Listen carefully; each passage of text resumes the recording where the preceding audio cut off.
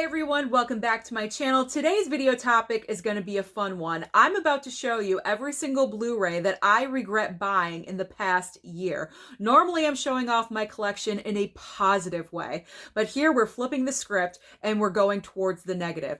I am not perfect. Sometimes I pick up movies that just aren't that great. And I don't know that until I actually buy them and sit down and watch them. And I have the hope that it's going to be decent and maybe an unexpected pleasure. But all of these movies just missed the mark for me. They were just flat out horrible, or I was just let down by them. So let's get started into this. And I'm starting with the one that disappointed me the most, and I'm actually the most embarrassed by. And that is Midnight in the Switchgrass. Why did I pick this up? I honestly don't know. If I remember correctly, I think that week for new releases, there wasn't a whole lot going on. So I think I picked this up with the hope of it being good because it does have Bruce Willis in it. So I'm thinking, okay, Bruce Willis, Megan Fox, it is an odd pairing, but maybe it'll surprise me. I don't know. And the slipcover is not bad. The slipcover is the best part about this movie. I will say that right now. The big problem with this film is that Bruce Willis is sleepwalking through this movie. Now, he's not even in the movie a whole heck of a lot. Maybe 10 minutes at most. Little coffee scenes with Megan Fox here and there. That's pretty much it. He's not involved in any action. This is not an action movie whatsoever. This is just a big, gigantic letdown because the entire plot of this movie is not original in any way. This is like any other serial killer movie. There's nothing about it that stands out on its own and makes it original, like a really good twist or a flip or something to surprise you. It's very ABC. And so that's my problem. This is not a rewatchable movie. I've seen it once. I'm good. And I don't need to watch it again. So Midnight in the Switchgrass, you are definitely my biggest regret of 2021. So we're just going to put you right over there. Next up, Barb Star, Go to Vista Del Mar. Okay, so why did I pick up this one? I was warned, actually. I was warned about this film. My friend Tony said, Susan, don't buy it, but I did. I don't know why I didn't listen. Sometimes I'm stubborn and I want to experience something for myself. This movie is just cringeworthy all the way around. This is definitely a streaming movie. I believe it's on Hulu right now, or it was on Hulu. So if you guys are interested in watching Barb and Star, definitely stream it. Do not waste your money on buying this because it's a one-time watch. You will just throw, $14 out the window. I will say I bought it on sale. I did not pay full price for Barb and Star. But the slipcover is actually nice. See, that's the killer. I might keep this one just because of the slipcover factor, because I do like the slipcover. It's shiny, it's glossy, it's got the little holographic thing happening. I don't know. I have to decide because I am going to weed out some of my Blu-ray collection because I cannot keep all of these. I feel like I'm betraying my collection if I keep all of these in. Okay, next up is a shark movie, and this was a recent watch for me, and that is Great White. So I enjoy a great shark movie. Obviously, Jaws is #1 of all time.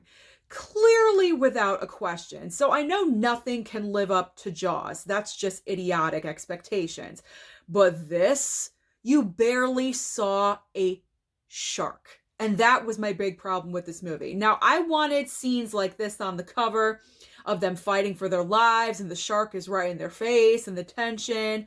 I wasn't getting any of that. At one point, I picked up my phone and started scrolling. And when that happens, you know I am not interested in this movie whatsoever. So I really do regret getting this. I had expectations for it and I was just disappointed by it. And I'm most likely probably never going to watch it again. I'm just not going to waste my time, which is so unfortunate.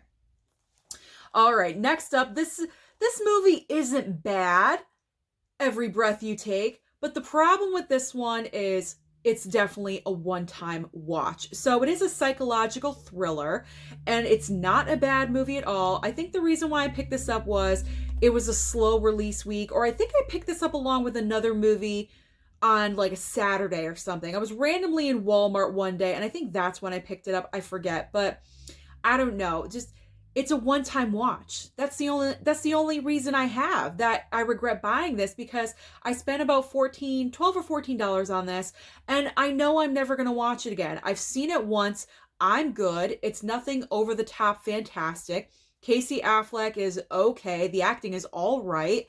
It's nothing, wow, that's genius. So it's just an okay movie. And I don't want okay movies in my collection. I want the best of the best. Gosh darn it, I deserve it. Okay. We don't even have to explain this, do we? Initiation. I mean, okay, it was prepping for horror movies. Like, I wanted more horror movies in my collection. I think that was the reason why I purchased this, along with another one that is in this pile that I will get to in a second. I fully can't explain why I bought this. This was just so disappointing, let down. It was kind of predictable. And again, it's a one-time watch. I really don't care to see this one again. The slipcover is cool. It does attract your eye. That's how they pull you in with these slipcovers. But the movie underneath is crap. And it's not that great. So don't get it. Buyer beware. Do not pick this one up. You will regret it. Alrighty. Let's talk about Sundown. Okay, Sundown, the Vampire in Retreat. I watched this, I think in November sometime, or Halloween time, November. I watched this not too long ago. Okay, I thought this was supposed to be good. I was excited to buy this one. I had heard from other YouTubers that are going to remain nameless that this movie was decent and that we were excited about this movie. So I took that as a recommendation and I ended up buying it, and I totally regret it, because this is just, it's a ridiculous movie. I cannot even believe David Carradine, that's his name, right? Yeah, David Carradine, he's a star, okay? How did he agree to be in such a B-style movie? The effects in this movie are laughable. The script is dumb. Everything is horrible. Why did he agree to be in a garbage movie? I have no idea. It really boggles my mind. And some people, now I reviewed this and never seen it, and I think this was the worst of the week that week.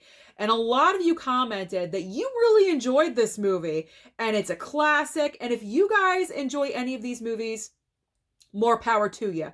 We all have different tastes. It just is not for me. I was let down by this one. I was disappointed. I can see why, though. It does have that kind of cult following and people do enjoy it and can enjoy it. I do see that side of what your argument is, but it's just not for me and my personal taste. So I might be getting rid of this one, unfortunately. Next up is just a bad movie all around, and I definitely threw this against the wall that week for Never Seen It series, and that is Trick. Now, I have seen this at the dollar store. I should have gotten it then if I wanted it, but unfortunately I ordered this off of hamiltonbook.com. It was like $4.95, and I was ordering a bunch of horror movies to bulk up my collection for the month of October, for Halloween watch month. I wanted a lot of scary movies. This is not scary. This is just ridiculous. The acting is subpar / horrible. The situation, it had a good original concept. I will say that. It could have gone somewhere if it was in the right hands. I just felt like the people in charge of this movie just didn't really know how to work with it. They didn't know what to do with it correctly. And the acting on top of it is just so bad. It is horrendous. And then you have Jamie Kennedy, who has fallen so far from the Scream movies to starring in this. I mean, please, come on. It's just absolutely ridiculous. So, Trick, bye-bye. I am never watching you again. Heck no. Heck no. All right, moving on from like horror movies, we have The Sentinel. There's nothing wrong with The Sentinel. It's not a bad movie by any means, but the problem with this one, it is indeed a one-time watch. I'm not interested in watching this movie ever again, like anytime soon. I've seen it I'm good and I'm satisfied. It's wrapped up in a bow and I will not be going for this. This isn't a go-to movie for me. I don't know, for some reason I like Kiefer Sutherland. I enjoy Michael Douglas, but I don't know. It's like, okay, I've seen it once and I'm done. It's a one and a done. Unfortunately for the Sentinel. All right. We're going back into horror. Terra Train. Terra Train. I was on a roll with ordering those horror movies, and I picked up Terror Train because I heard it was like a cult classic and it's early Jamie Lee Curtis. I said, how bad could it be? It's bad. It's bad. I know a lot of you love this movie, and I'm not trying to dog on it. For those of you that love it, fantastic and great. It did not work for me. And the big problem was it's on a train. You are confined to a single solitary location. And that's a big problem for me. It limits what you can do. And it just got old very quickly. And this movie's not long by any means. And it felt like it dragged on forever. So I'm still deciding whether or not I'm going to get rid of Terror Train or keep it in just to have it in the Halloween collection, the horror collection. Like, maybe if I rewatch it, I'll change my mind. I don't know. So I have to possibly open up my mind to re-experiencing these movies because maybe I'm judging them too harshly. Okay. Next up is Postcards from the Edge. Again, not a bad movie, but it's definitely a one-time watch. It is based upon the true life story of Carrie Fisher and her mother, Debbie Reynolds, and I could totally see that while I was watching this film. But this isn't like, yes, I need to watch Postcards from the Edge again for the 20th time. That's not going to happen. That will never happen. And just to let you guys know, all these movies that I say I'm never going to watch again, I bought them extremely cheap, like $5, $3. I didn't pay like $20 for this movie. I just want you guys to know that. I'm not throwing my money out the window by any means. So that's the big problem with this one. It's a decent movie. It's definitely not the best movie I've ever seen in the world. It's decent. It's okay. And it's a one-time watch. That's all. It has decent acting. It's Meryl and Shirley MacLaine, but it's just, one and done. Okay.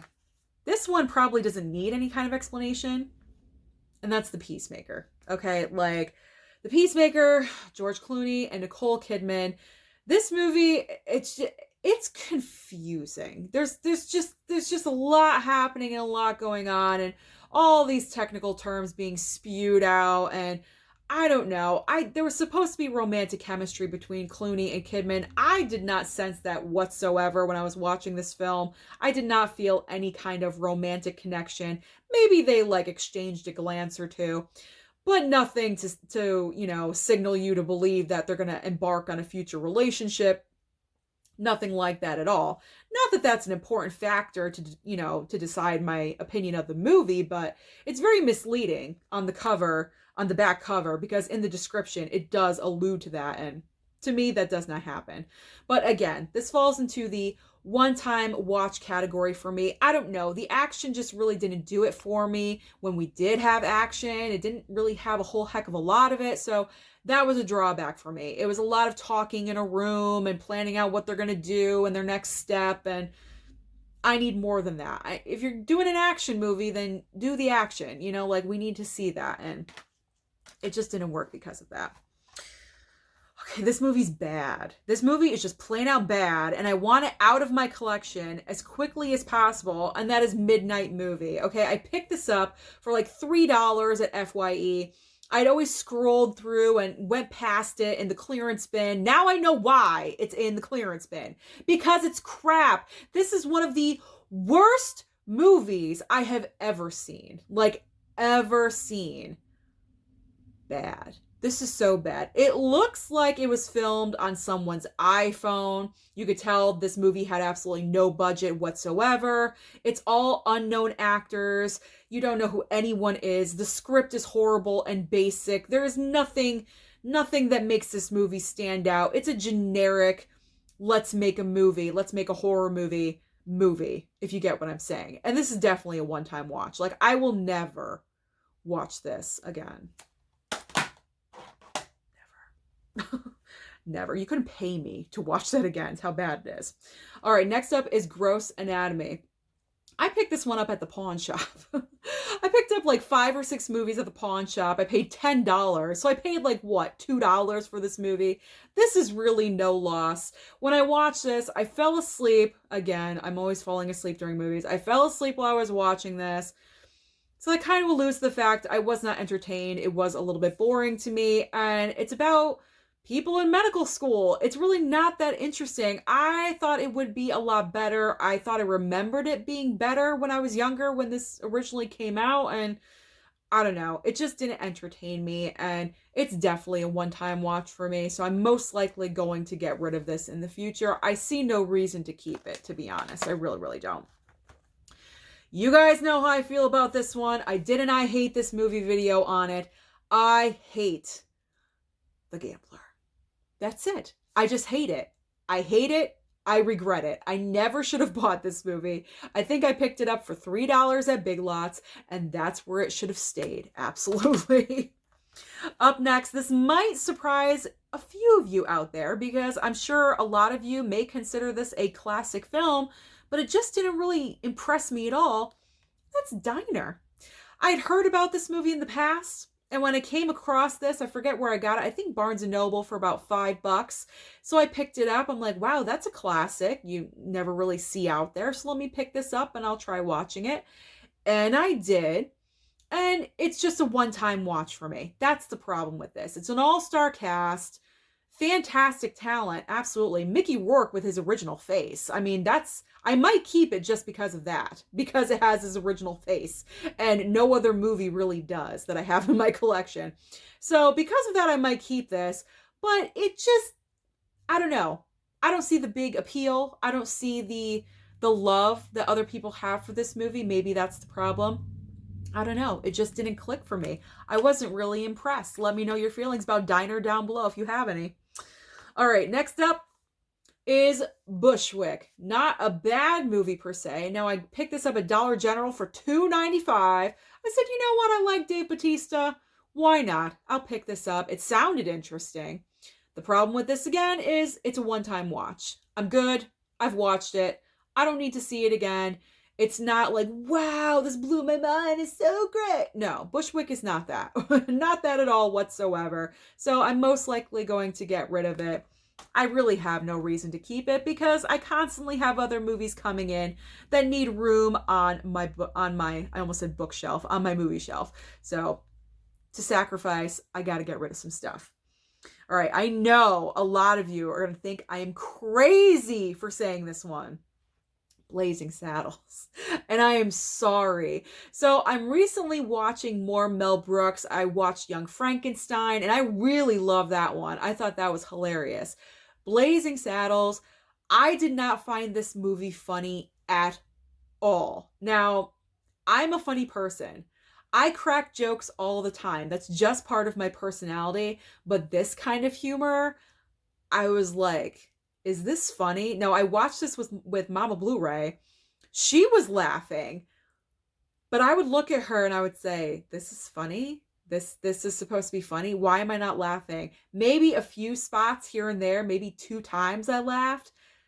And that's it, pretty much. I don't know. If this movie would never get made today, let's be honest, because it's just so not politically correct at all for any specific person. Like, this just breaks so many current rules that we have going on right now. So I don't know. It just wasn't my cup of tea. It just was not my cup of tea. And I'm probably going to be getting rid of it. And it's shocking to say, but it is true. Okay. This next one, I had high hopes for this movie, and it just turned into something that I didn't know what the hell was going on, and that is The Birthday Cake. So I took the gamble with this one because I love mob movies, and this does have a mob-esque kind of vibe. It has Lorraine Bracco. She was in Goodfellas, my favorite movie of all time, and it also had it has the mob feel. You know, you look at the cover, you're thinking it looks like a mob movie. So I'm like, okay, let me give it a chance. You know, it looks like it could. This movie was boring. It was boring. And then this guy's like traveling around the city with this goddamn cake. And it It was dumb. It was pointless. There was no reason for this movie to get made. And plus, it was a bad script on top of it. The entire idea for this movie was just lame. So do not buy the birthday cake.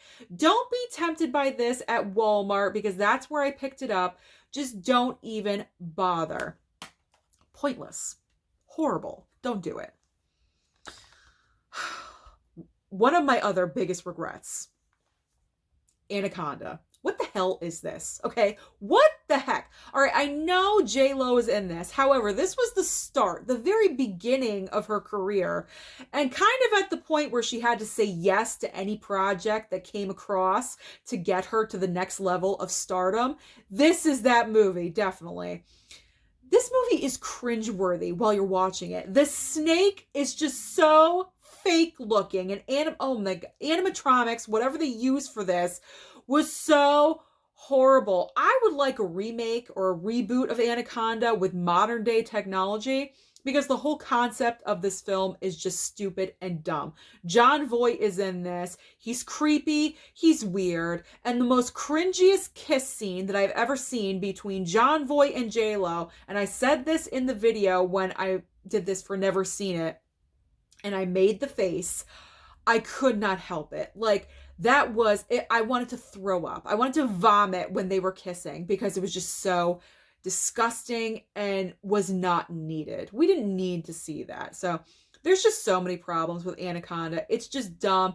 It's stupid. I know some of you out there love movies like this that are dumb and stupid, and I totally respect that. We all have our different favorites and different genres that we love, so no disrespect to you if you love dumb and stupid movies like this with animals, snakes, what have you. I get it. I'm there. It just did not work for me. Bye-bye, J-Lo. I'm probably not going to keep that one. I'm definitely not. Okay, so here's one.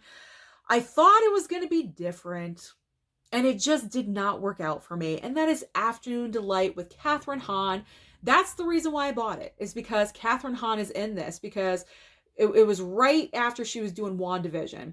And I saw this on HamiltonBook.com for $2.95 on sale. So I was like, you know what? I'm going to pick that up. Kathryn Hahn plays a mother who's going through issues, and she develops this like weird, wacky friendship with a stripper and kind of invites her to live in her house. So that's a very weird, odd concept, but I thought it would work in some kind of weird, magnificent way. It was just like an okay movie, nothing fantastic, nothing really impressing me right out of the gate, and it's just a one-time watch. It just falls into the one-time watch category. I'm not jonesing to watch this ever again anytime soon, so that really means a lot to me. So that means, Susan, you have to get rid of this movie. So I'm probably going to let this one go, unfortunately for Kathryn Hahn. Okay, here we have a Dollar Tree mistake, and that is 2 Days in New York. Is that the, yeah, 2 Days in New York with Chris Rock and Julie Delpy. I did not finish this movie. I took it out of my Blu-ray player. I stopped the movie. I think not even halfway. I think I stopped it at a quarter of the way through because I hated this movie right off the bat. These two are supposed to play a couple. I didn't feel that at all whatsoever. I did not feel any couple vibes, romantic vibes. It was not believable. Who cast this movie? Because this was horrible casting choice. I'm really happy I picked this up at the Dollar Tree because I only spent $1. It's not even worth $1. I can't even go on and tell you the plot line because I don't even know what it is because I took it out. I have no clue what this movie is about. But as soon as I knew that these two were a couple and I was not feeling the vibe, I just stopped it because I was just like, this is not worth my time, and it's definitely not worth your time. So do not pick up this movie. It's not worth it. Okay, so along with Initiation, the other movie I was talking about was Seance. Why? Why were my hands busy that day and just grabbing movies like no tomorrow in Walmart? I don't know. I regret buying Seance because it's a one-time watch. It falls into the one-time watch category yet again. It's not a bad movie. It's not the most horrible movie in this pile. Definitely not. It's probably at the top of the regret pile. Like, not that bad to watch. but it's a one-timer. And it's not that creative. It's a basic concept. The writing is average. It's just okay. It's seance. I mean, there really isn't anything else to say about it. And I think that says a lot. So let's just move on to the next one. This kills me that I'm putting this in the regret, because this is one of those where it was a high expectation and it just let me down. And that is When a Stranger Calls. First of all, it has the awesome slipcover. I'm probably going to keep this one though, because of the slipcover. And also, maybe if I watch it again, I can get a different perspective on it. I do want to enjoy it at some point. I want to. I really do. But upon a first-time watch of never seeing it, I was disappointed and let down. Because we start off with the movie. Carol Kane is our girl. She's our focus. She's the babysitter in the house. And she keeps getting those phone calls. And she keeps getting harassed. And then all of a sudden, it completes that. In the middle of the movie, it jumps to a completely different woman, I should say. And then it flips back to Carol Kane right at the end of the third act. It's very confusing why they did that to me. They didn't do it to me. It feels like they did it to me. Why they did that in the movie in general, I have no idea. Is it because they just wanted an excuse to introduce the Charles Durning character? Maybe. I don't know. If so, that's a really bad way of doing it, because you kind of just lost the whole flow of the movie. It just did not work for me. So this is a really big disappointment, but I'm probably going to keep this one with the hopes that when I watch it again, I don't know when, but when I do, hopefully maybe my opinion will change. I don't know, but I really enjoy the slipcover. That's kind of what sold me on this, getting it, was the slipcover. It's really cool. All right, and the last movie, here we go. Above Suspicion with Emilia Clarke. Now, not a bad performance. It's not the best, but it's not horrible. I will say that. I'll give her kudos on that. Emilia Clarke's problem is that she's pigeonholed into Game of Thrones, and anything else she tries to do outside of that, she really isn't succeeding, and that's really bad for her. So I'm really happy that she's going to be involved in a future Marvel project, because she needs something to revive her career and give it some oomph, because Above Suspicion is definitely not doing that. Now, this movie is based on a true event story, so that is interesting, and I did not realize that until the very end of the movie, where they give you some more facts, and I was like, wow, this was based on true events? That's crazy. But again, this movie falls into the one-time watch category. I'm good. I watched it. There really is no need for me to watch it again. The writing is so-so. The script is okay. There's nothing super great or fantastic about it. Nothing that is a wow factor. And like I said, Emilia Clarke's performance is decent. It's okay. It's average. It's nothing that is outstanding that would make her stand out from any other actress at that time of those movies. So really, Above Suspicion, you're just okay. So those are all the movies that I regret buying in 2021. Let me know down below in the comments what you regret buying this past year. Don't forget to like and subscribe, and I'll see you next time.